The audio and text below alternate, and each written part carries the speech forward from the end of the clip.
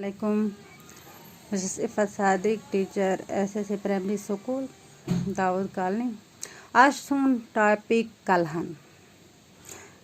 कलहन ओस मशहूर तवारीख दान। अम सिंदिस तवारीखस नाव राज तिरंगनी। यह तवारीख कलहन बहमे सदी ईस्वी मज लियोखमुत। अत किताब मज सठा पुराने जमान पेठो कशीर हुंद तवारीख। राज तिरंगनी दुनिया तवारीखी किताबन मन सठा अहम। कलहन पंडित ओस कशीर मंज परहासपुर रोजान। परहासपुर ओस तिमन दहन अक आबाद शहर। अत आस बज बज लर यम कन्यन हंज बनेमच आस। तिमन लरन मंज कन्य आज ते छकरित। अत आज कन्य शहर वनान। यह जाय श्रीनगर पेठ सोपोर गसवनी सड़क पेठ दक्षिण पास पटनस नख। कलहनिस मलिस ओस नाव चंपक।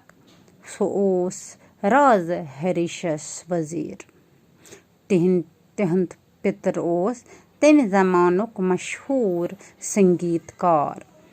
कलहन गर ओस खुशहाल। सो ओस पन सोरे वक्त परनस लेखनस लागान।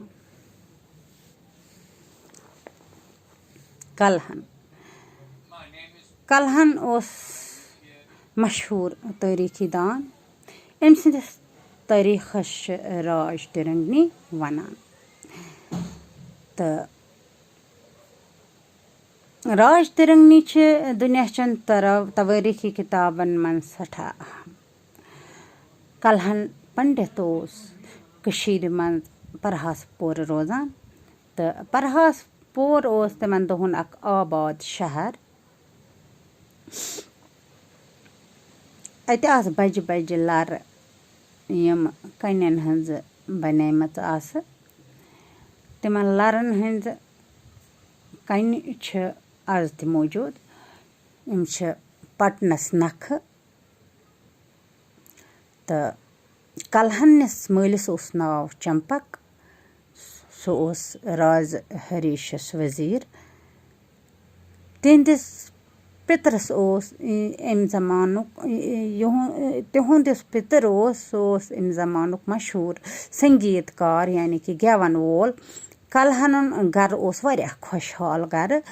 सो ओस पनुन सोरे वक्त परनस लेखनस लागान। तो बाकी परो पगह। खुदा हाफिज।